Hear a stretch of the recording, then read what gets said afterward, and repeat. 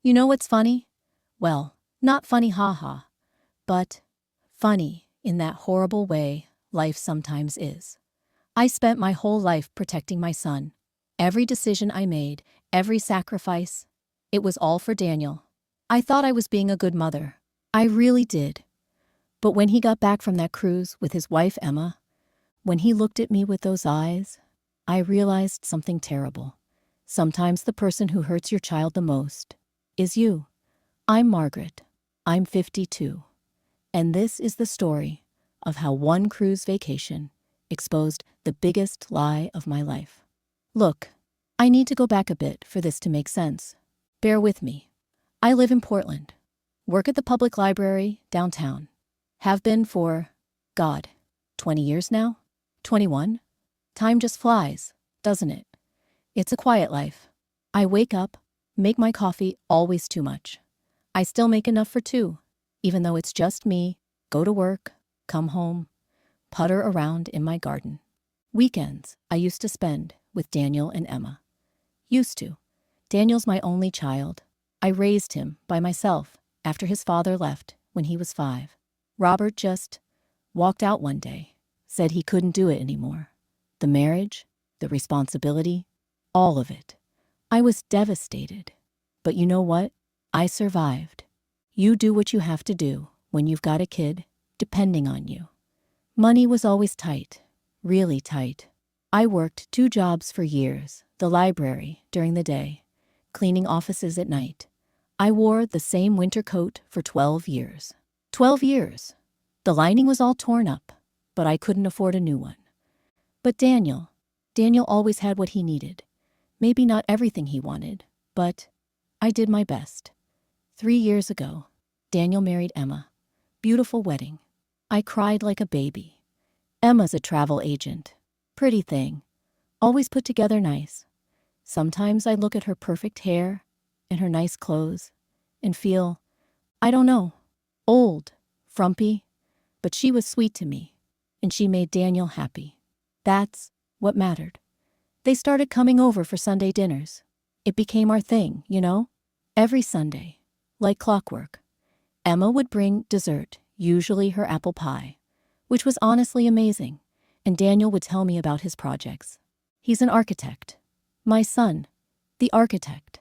I still can't believe it sometimes. I'd make pot roast. Same recipe every time. Daniel's favorite since he was little. Those Sundays. God, those were good days. I felt like I finally had a family again. Not just me and Daniel anymore, but Emma, too. I used to imagine grandkids running around my backyard, you know? Maybe a little girl with Emma's eyes, or a boy who looked like Daniel did at that age. I was happy. Really, genuinely happy for the first time in, I don't even know how long. Then, one Sunday, about 4 months ago, they showed up looking different, excited. Both of them were practically glowing. Mom! Daniel came in and hugged me so tight he lifted me off my feet. He hasn't done that since he was a teenager. What's gotten into you? I laughed. Emma was bouncing on her toes. Actually bouncing. Margaret, you won't believe it. They sat me down at the kitchen table, my own kitchen table, like I was the guest, and Daniel took my hands. Mom, Emma's company is sending her on a cruise. 2 weeks in the Mediterranean, all expenses paid, and she gets to bring one person. Oh, I felt my heart do a little flutter. For just a second, just one stupid second, I thought. But no, we leave in a month. Emma was scrolling through her phone, showing me pictures. Look, this is the ship. It stops in Barcelona and Rome and the Greek islands. I looked at the photos. The ship was massive, gleaming white, like something from a movie. That's wonderful, I said. And I meant it. I really did. But that night, after they left, I sat in my kitchen for a long time. There's this photo on my fridge. It's been there for so long that the edges are all curled and the colors are faded.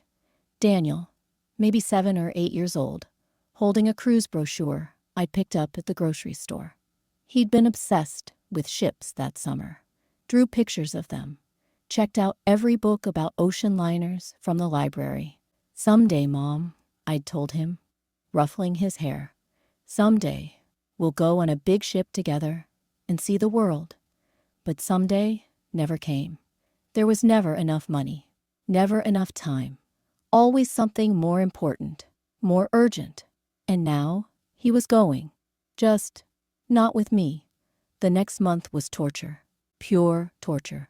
Every time they came over, it was all cruise talk. What to pack, which excursions to book, the formal dinners on board.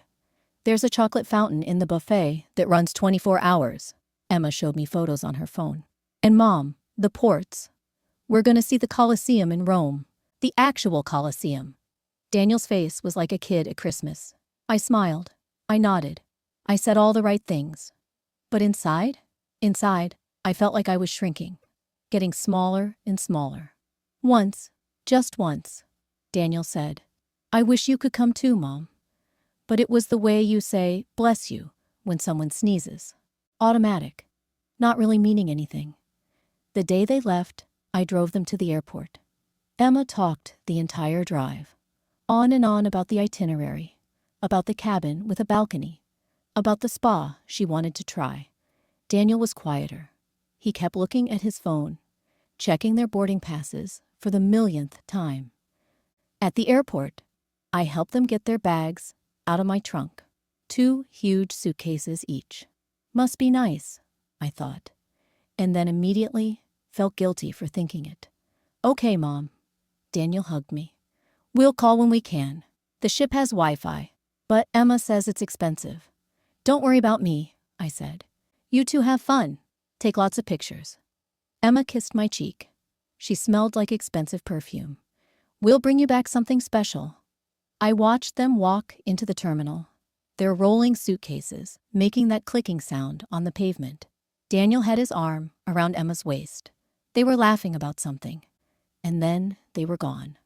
I sat in my car in the parking garage for 20 minutes, just sitting there.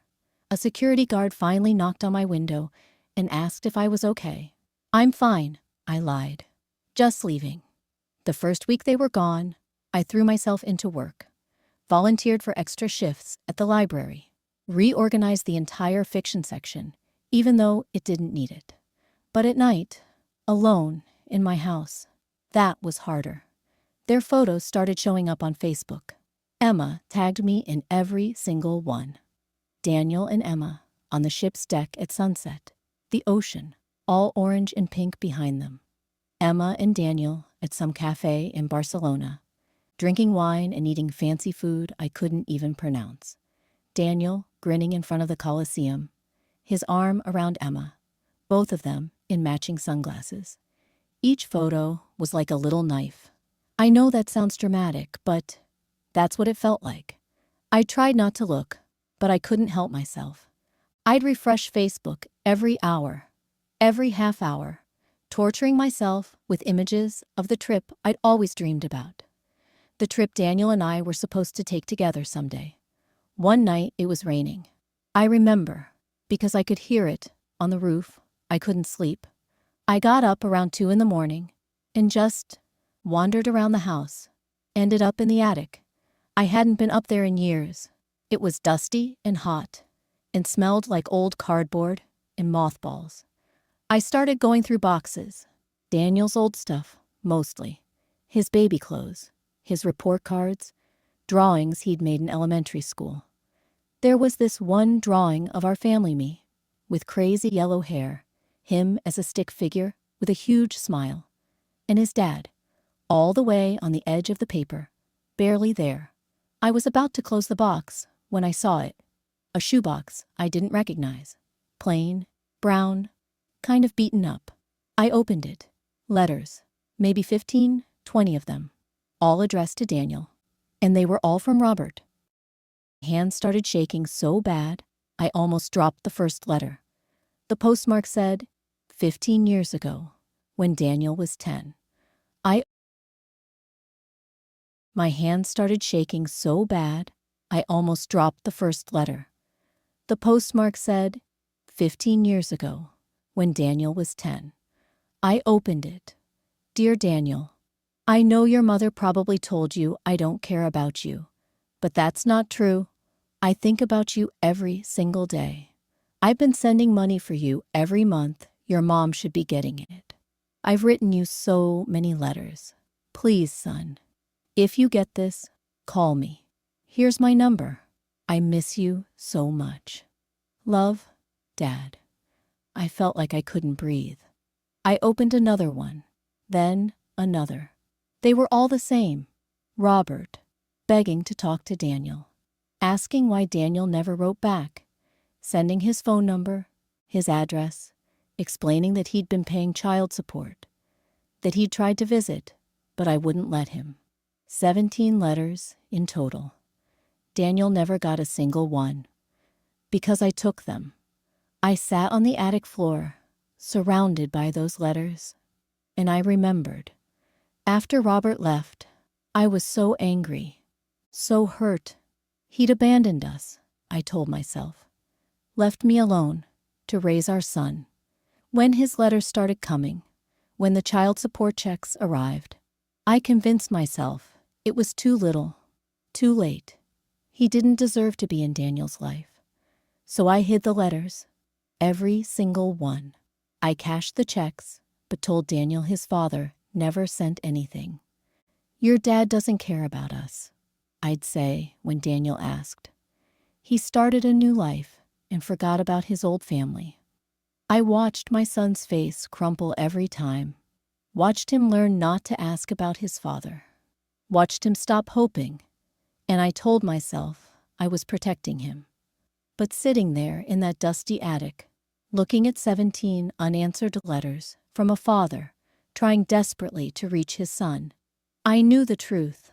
I hadn't been protecting Daniel. I'd been punishing Robert. And Daniel paid the price. I didn't sleep at all that night. The next morning, I did something I'd avoided for 15 years. I searched for Robert online. Found him in about 30 seconds. Robert Chen, Seattle, Washington, just 3 hours away.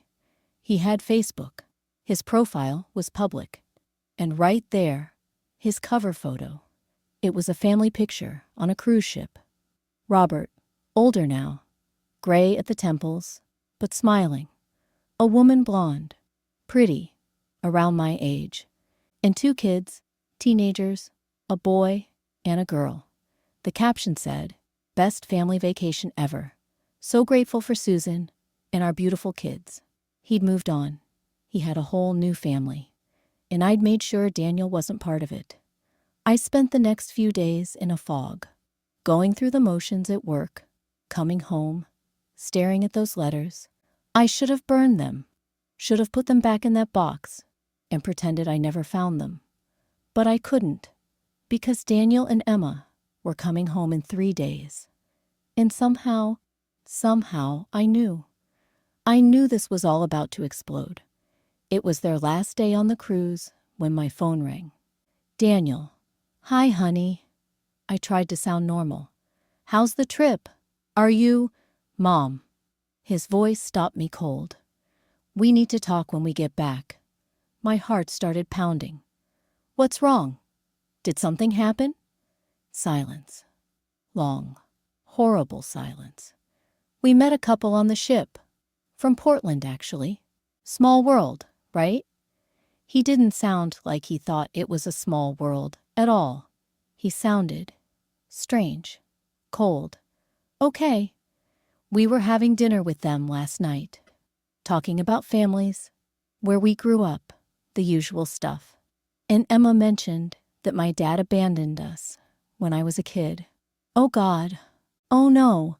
And this couple, Mom, they knew Dad. I couldn't speak, literally couldn't make words come out. They seemed really confused. Said Dad talked about me all the time back then. Said he tried for years to stay in touch with me. They asked why I never responded to his letters. Daniel, did he send me letters, Mom? I can explain. Did he send me letters? I closed my eyes. Yes. Where are they? Daniel, please. If you just let me. Where are they? I'd never heard him yell at me like that. Not once in his whole life. In the attic, I whispered. In a shoebox. He hung up. I didn't hear from him for 3 days. They came back from the cruise. But Daniel wouldn't answer my calls. Wouldn't respond to my texts. Emma finally called me once. And her voice, she sounded so disappointed in me. Margaret, he found the letters. He read every single one. I know. Emma, please. I need to talk to him. I need to explain. Explain what? That you lied to him his entire life? That you kept his father away from him? I was hurt. Robert left us. Robert tried to be part of Daniel's life. For years. And you stopped him. I was crying now. Couldn't help it. I know. I did. I was wrong. I was so wrong. He's devastated, Margaret. He can't even. He spent his whole childhood thinking his dad didn't love him. Do you understand what that did to him? I did. God help me. I did. Can you tell him I'm sorry, please? I think you need to tell him yourself, when he's ready. But I didn't know if he'd ever be ready. 2 weeks went by. Worst 2 weeks of my life. I couldn't eat, couldn't sleep, kept calling Daniel's phone, even though he never picked up. I drove by their house twice. Just sat in my car down the street, like some kind of stalker, hoping to catch a glimpse of him. I was losing my mind. Finally, Emma called. He'll see you. Tomorrow. 2 o'clock. Our place. Thank you, I sobbed. Thank you so much. Don't thank me yet, Margaret. Just be honest with him. For once in his life, be completely honest. I showed up 15 minutes early, sat in my car, hands shaking, trying to figure out what to say. How do you apologize for stealing someone's childhood, for lying for decades? At exactly 2 o'clock, I knocked on their door. Emma answered. She didn't smile, just stepped aside to let me in. Daniel was sitting on the couch. He looked terrible. Dark circles under his eyes. Needed a shave. Wearing the same t-shirt he'd had on in one of the cruise photos. Hi, baby, I said softly. He didn't respond. I sat in the chair across from him. Emma stood in the doorway to the kitchen, arms crossed. Daniel, why? His voice was flat, dead. Just, why, Mom? And just like that, everything came pouring out. I told him everything about how hurt I was when Robert left, how angry, how I convinced myself that keeping Robert away was the same as keeping Daniel safe. I cashed the child support checks, but told you he never sent money. I hid the letters and told you he didn't write. When he tried to call, I changed our number. Daniel's jaw was clenched so tight I could see the muscles twitching. I told you he didn't love you, that he'd started a new life and forgotten about us. And you believed me because I was your mom. You trusted me. I spent my whole life thinking my dad didn't want me. His voice cracked. Do you know what that feels like? To think your own father doesn't give a shit about you? I know.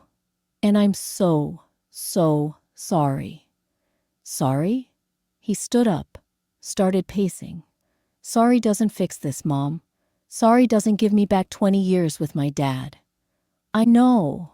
He has other kids now, a whole other family. I have a brother and sister I've never met. I know, baby. I know. Stop calling me that. He whirled around. You don't get to call me that right now. Emma moved closer to him, put her hand on his arm. He was shaking. Daniel, she said softly. Let her finish. He sat back down, put his head in his hands. I kept talking, told him about finding the letters while he was on the cruise, about looking Robert up online and seeing his new family. I was wrong. I said. I was selfish and wrong, and I hurt you in ways I can never fix. I thought I was protecting you, but really, I was just punishing your dad, and you paid the price for my anger. Silence. Then, Emma thinks I should contact him. Dad. My heart clenched, but I nodded. You should. Absolutely you should. What if he doesn't want to know me now? What if too much time has passed? He does want to know you. The couple you met on the cruise, they said he still talks about you, right? He nodded slowly. He never gave up on you, Daniel. I made you give up on him. More silence. Then Daniel looked at me, really looked at me, for the first time since I'd arrived. I don't know if I can forgive you, Mom. I understand. Maybe one day. But not now. It's too much. I understand, I said again. But Emma helped me see something. He glanced at his wife, who gave him an encouraging nod. She said, hurt people hurt people. You were in pain when Dad left, and you made terrible choices because of it. That doesn't excuse it. No, it doesn't. But it makes it, I don't know, human, I guess. He stood up, and I thought he was going to ask me to leave. Instead, he just stood there, looking lost. I need time, Mom. A lot of time. Okay, but I'm not. I'm not cutting you out of my life. Not like you cut Dad out of mine. I started crying again. Couldn't help it. Thank you, I whispered. Thank you. So that's where we are now. It's been 4 months since that conversation. Daniel did contact Robert. They've met a few times. It's awkward, Robert told him. Painful. But they're trying. Robert's wife, Susan, she's been kind about the whole thing. The kids, Daniel's half-siblings, they're excited to have a big brother. I haven't met them. Probably never will. That's Daniel's relationship to build, not mine. But Daniel and I, we're slowly, carefully, trying to rebuild what I broke. He came over for dinner last month. First time since before the cruise. We didn't talk much, but he ate 2 helpings of pot roast. Baby steps. Emma's been amazing through all of this. She's become a sort of bridge between us. Calls me once a week, tells me how Daniel's doing. Last week, she told me that Daniel and Robert are planning a fishing trip together. Just the 2 of them. How do you feel about that?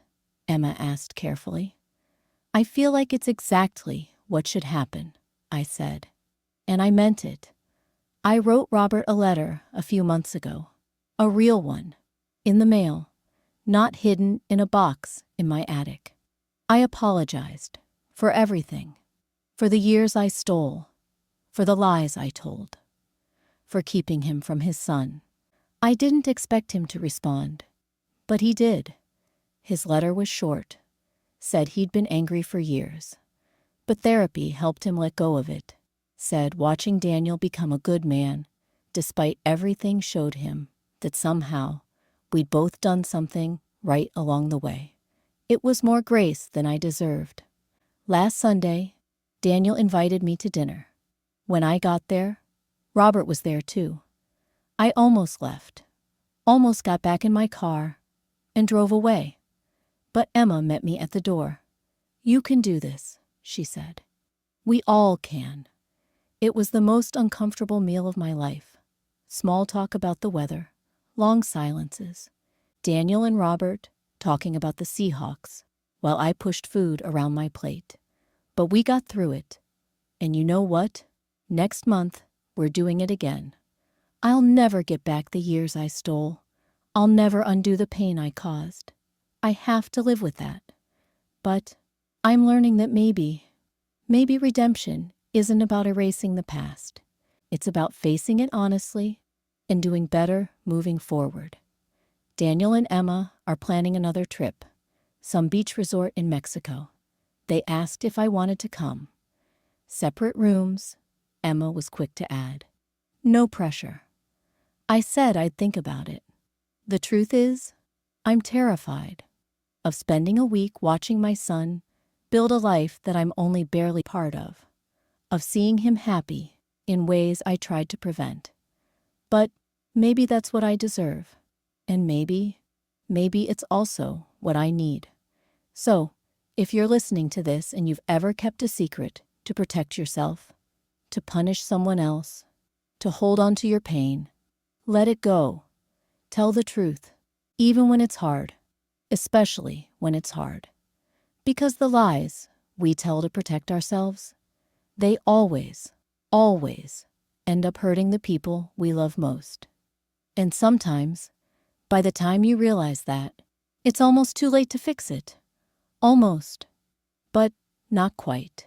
If you've got someone you need to be honest with, do it today, right now. Don't wait until a cruise vacation exposes your secrets. Be braver than I was. Your family deserves the truth, and so do you. If this story touched you, please like and subscribe. Have you ever had to face a difficult truth about yourself? How did you move forward? Share your thoughts in the comments. Let's support each other in becoming better versions of ourselves.